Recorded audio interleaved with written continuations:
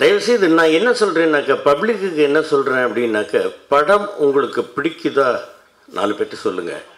பிடிக்கலை அப்படின்னாக்கா உங்களோட வச்சுங்க. அடுத்தவங்க போகிறவங்க படத்துக்கு வந்து போகிறவங்கள வந்து சே அந்த படம் நல்லாவே இல்லை போகாத அப்படின்னு சொல்லாதீங்க.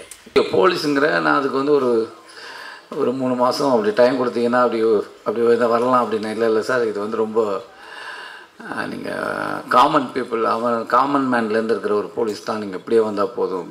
ஆனால் இதுக்காக ஒருத்தர் வேலை பார்த்துருக்காருங்க. நான் இதுவரை யாருக்காகவும் இல்லை, ஒரே ஒருத்தர், இந்த பத்ரிநாத்துங்கிற ஒருத்தர் தான். ஏன்னா ஒரு படம் எடுக்கிறது எவ்வளவு கஷ்டம் அப்படிங்கிறது தெரியும். நான் பார்த்துருக்கேன் பல ப்ரொடியூசர்ஸ் என்னென்ன இப்போ எவ்வளோ கஷ்டப்பட்டுக்கிட்டு இருக்கிறாங்க, கஷ்டப்பட்டு வந்து படம் எடுத்திருக்காங்க அப்படிங்கிறது எல்லாத்தையும் நம்ம பார்த்துருக்கோம்.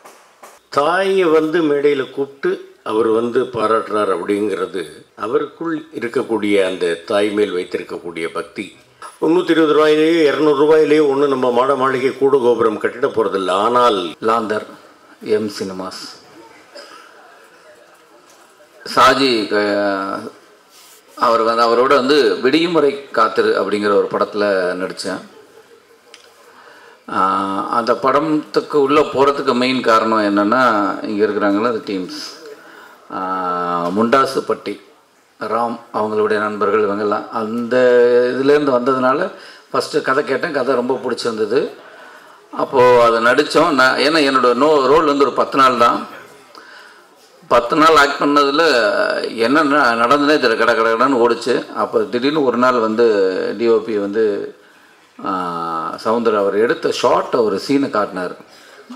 ரொம்ப பியூட்டிஃபுல். அது ஆக்சுவலாக ஒரு சின்ன ஒருத்தருடைய க்ளோஸ்அப் வரணும், அதுக்கு வந்து அவர் தண்ணியிலேருந்து போய் அப்படி ஒரு ஷார்ட்டை அதை காட்டின விதம் ரொம்ப இன்ட்ரெஸ்டிங்காக இருந்தது. என்னங்க பயங்கரமாக இருக்குன்னா, அது விக்ராந்துக்கு வச்சுருந்த ஷார்ட்டு ரொம்ப பிரமாதமாக இருக்கு, எனக்கு நல்லா இருக்குமா அப்படின்னா, இல்லை நல்லாயிருக்கும் சார் அப்படின்னா. நான் அடுத்த நாள் ஒரு சீனை கட் பண்ணி காட்டினாங்க. ரொம்ப இன்ட்ரெஸ்டிங்காக இருந்தது. அந்த படம் எப்போ வரும்னு எனக்கு ஆவலாக இருந்தது. அது ஒரு 7 நாள் பேலன்ஸ் இருக்குது ஷூட்டு. அந்த படம் எப்போ கூப்பிடுவாங்கன்னு ஒரு இருந்திருக்க டயத்தில் தான் சாஜி வந்து வேறு ஒரு படம் கமிட் ஆகி ஷூட் போகிறாரு அப்படின்னு. அப்போது ஒரு நாள் ஃபோன் பண்ணார். ஃபோன் பண்ணபோது நான் வாழ்த்துக்கள் தான் சொன்னேன். அடுத்த வாரம் ஷூட் போகிறீங்க, என்றைக்கு ஷூட் போகிறீங்க அப்படின்னு. இல்லை சார் நெக்ஸ்ட் வீக் போகணும், அதான் ஒரு பிரச்சனை. என்ன அப்படின்னா, இல்லை ஹீரோட டேட்டு அப்படின்னா, வேறு ஒரு ஹீரோ இருந்தது, அதனால இப்போ எனக்கு ஒன்று இப்போ என்ன பண்ணும் அப்படின்னு. நான் பண்ணுமா அப்படின்னு. ஏன்னா எனக்கு ஃபோன் பண்ணும்போது நான் பண்ணணுமா அப்படின்னா. ஆமாம் சார் அப்படின்னா. அப்போ நான் கேட்டேன், ஏன் நீங்கள் முன்னாடியே வரல அப்படின்னு. இல்லை சார் உங்கள் சம்பளம் அப்படின்னு. அப்போ இப்போ எப்படி கொடுப்பீங்க அப்படின்னு. இல்லை அதான் அப்படின்னாரு. சரி, ஏன்னா ஒரு இயக்குனர் வந்து ஒரு படம் பண்ணி அது வெளியில் வரதுக்கு அதுக்குள்ளேயே சுற்றிட்டு இருப்பாங்க. அந்த டயத்தில் அந்த படத்தை விட்டுட்டு இவர் வேறு இடத்துலையும் போய் அசிஸ்டண்ட்டாகவும் ஒர்க் பண்ண முடியாது. அந்த படம் எப்போ நடக்கணுங்கிறது. இப்போது கஷ்டப்பட்டு ஒரு படத்தை பிடிச்சிருக்காரு. சரி, அதுக்கு நம்ம என்ன பண்ணலாம், நமக்கு இப்படி ஒரு நிலைமைகள்லாம் வந்த விஷயந்தான். சரி, நான் பரவாயில்ல, அதை விட்டுருங்க, நீங்கள் என்ன சம்பளம் தரீங்களோ ஓகே நான் பண்ணுறேன், ஓகேன்னு சொல்லிடுங்க அப்படின்னா. அப்புறம் ப்ரொடியூசரை போய் பார்த்த உடனே ஜஸ்ட் ஓகே அப்படின்னா ஒரு அட்வான்ஸ் பண்ணாங்க. சின்ன சம்பளம் தான், ஓகேன்னு ஒத்துக்கிட்டேன்.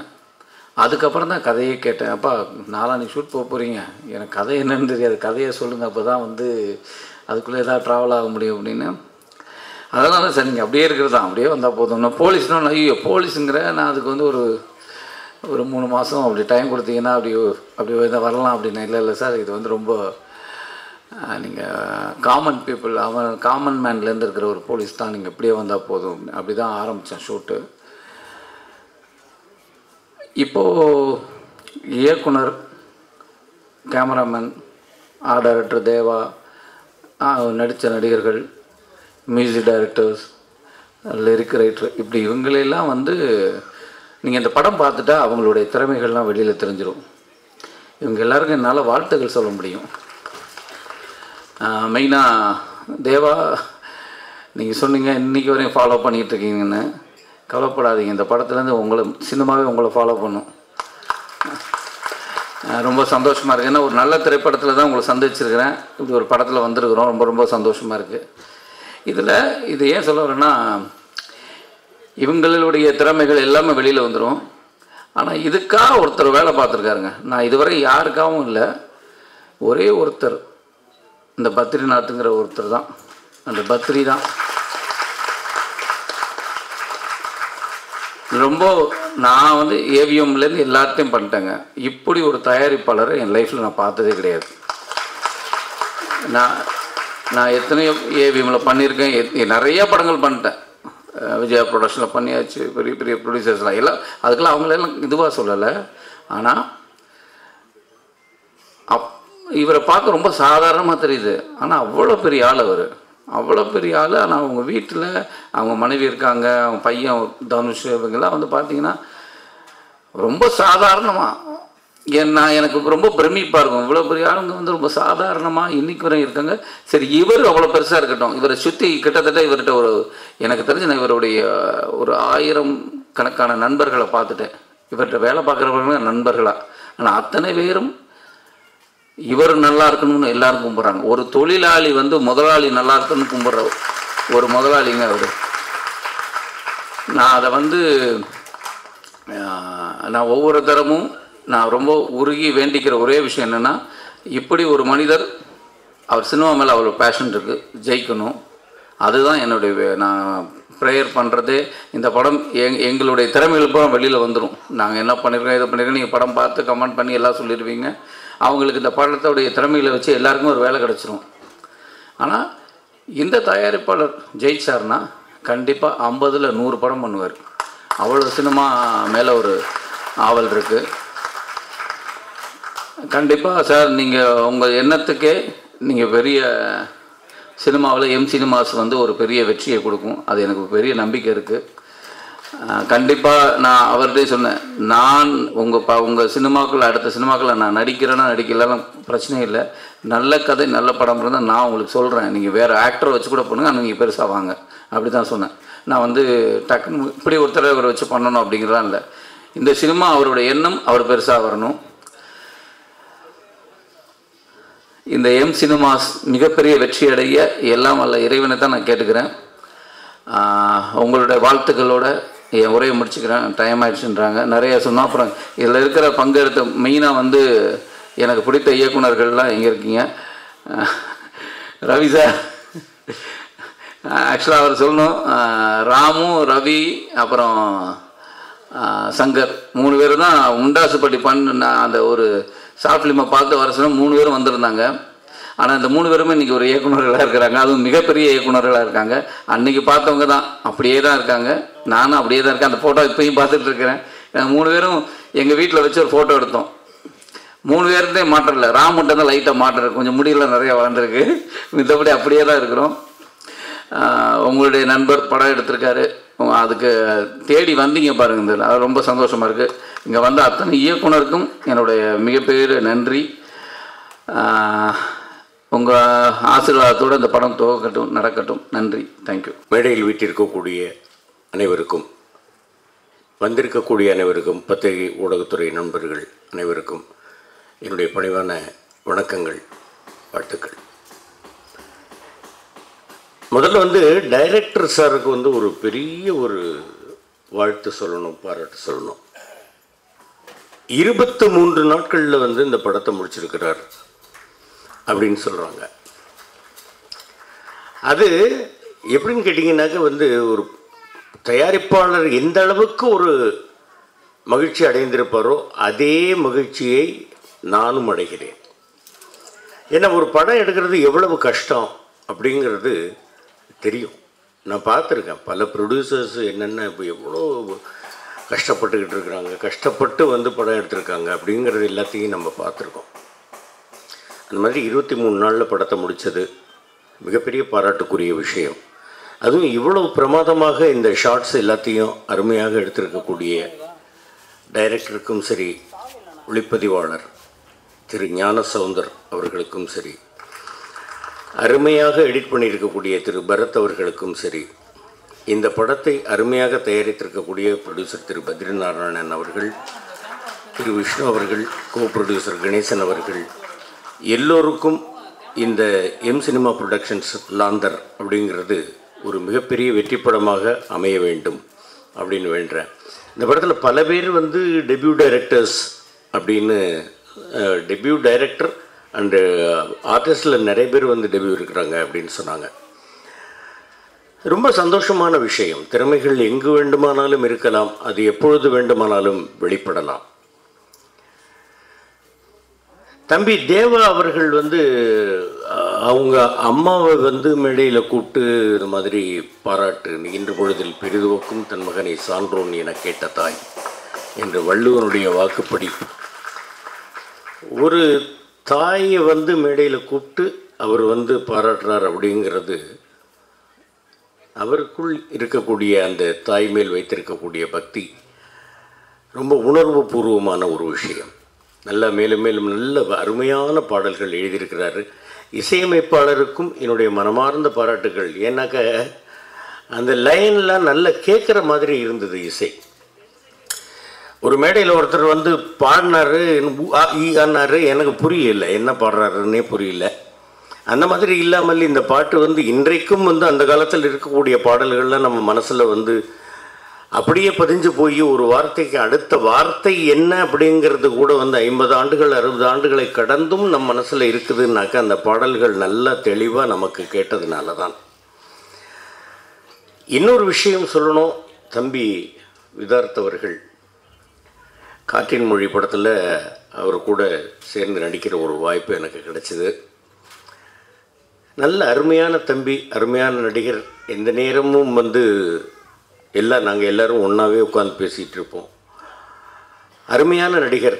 மேலும் மேலும் அவருக்கு பல படங்கள் வாய்ப்புகள் வரணும், பல வெற்றி படங்களை அவர் தர வேண்டும். இந்த லாந்தர் படமும் அவருக்கு மிகப்பெரிய வெற்றி படமாக அமைய வேண்டும் அப்படின்னு நான் எல்லாம் வல்ல இறைவனை வேண்டிக்கிறேன்.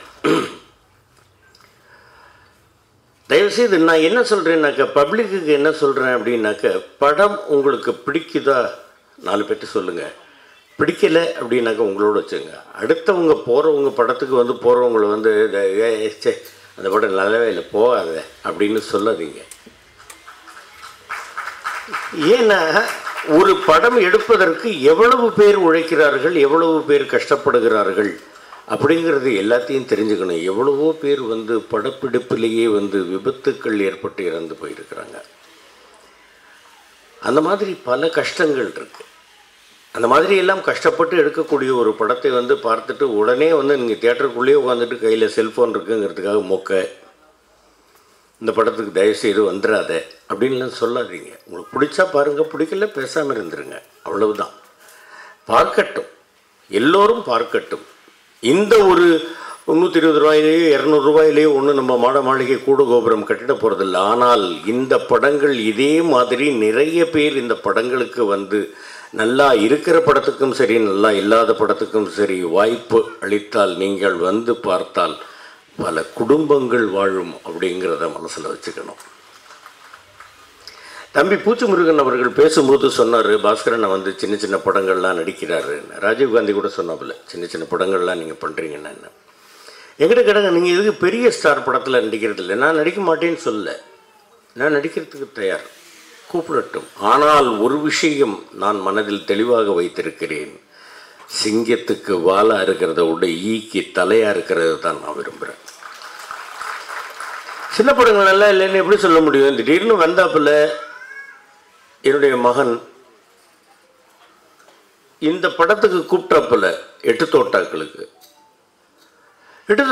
வந்து என்னுடைய மகன் வந்து கூப்பிட்ட உடனே, டைரக்டர் வந்து கூப்பிட்ட உடனே நான் எனக்கு வந்து ஃபைலில் வந்து நீங்கள் வந்து இது மெயில் அனுப்புங்க, பெயில் அனுப்புங்கன்னு இதெல்லாம் நான் கேட்க மாட்டேன். நீங்கள் சொல்லுங்கள் போகிறோம்.